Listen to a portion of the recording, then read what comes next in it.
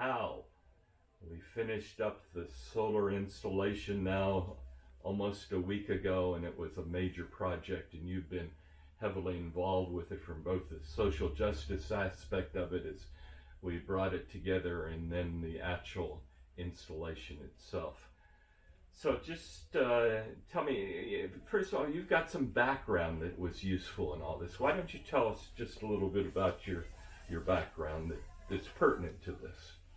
Well, Marty, thank you for asking. I have been active with Larry in trying to find a best way for us to get solar power here for years, actually. And it has been apparent to us that there were very few opportunities for a congregation that doesn't have any more power supply than we have to actually avail ourselves of something that we could afford. And so I was very happy to be a part of the team that finally came together to make it affordable for Live Oak.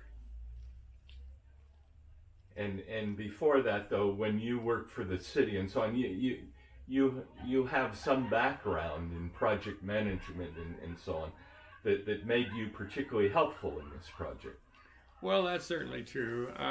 Being a retired civil engineer, when I came to Santa Barbara in 2003, I was actually recruited by the city to manage about 6 different projects for the city in the design phase. And my last one was the Cabrillo Boulevard Bridge over the Mission Creek, and that project is now fully functioning as of about 2 or 3 years ago. Wow.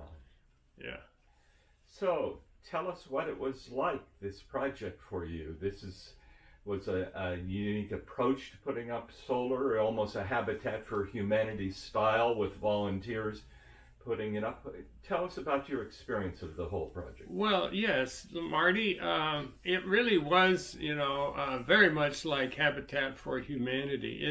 It was something that was an excellent opportunity for us to actually walk the walk that we often talk about, getting solar in so that we reduce our carbon footprint. And that is so important to the next generations that we have, because if we don't do more of this kind of thing, it will devastate the future for our grandchildren. And so I'm happy to be a part of the solution in this case.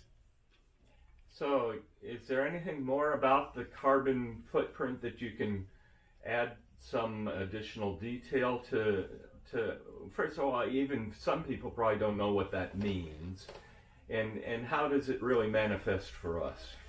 Well, certainly it is extremely important that we stop putting carbon dioxide into the air. That means getting rid of petroleum and the petroleum fuels that we use in our automobiles and airplanes.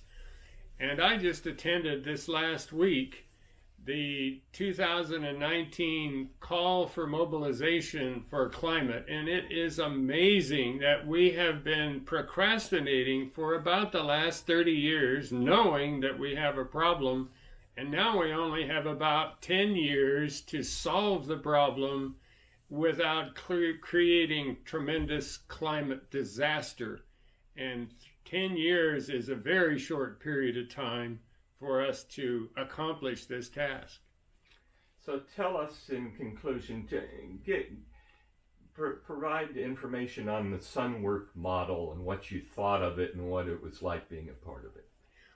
I would be happy to do that, Marty. The Sunwork model is one that makes it possible for groups like us, but mainly homeowners, to use the volunteers that are needed to make this affordable without any subsidies from the government.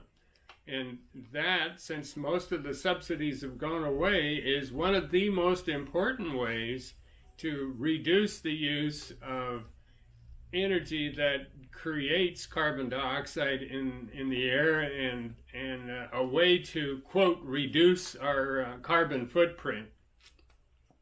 Hal, thank you for sharing. Thank you for being a part of this project. It's certainly something that's so congruent with what we as Unitarians believe in. And it's been 10 years or so that you and I and Larry and others have been wanting to see this happen, and it's thrilled to now have it functioning.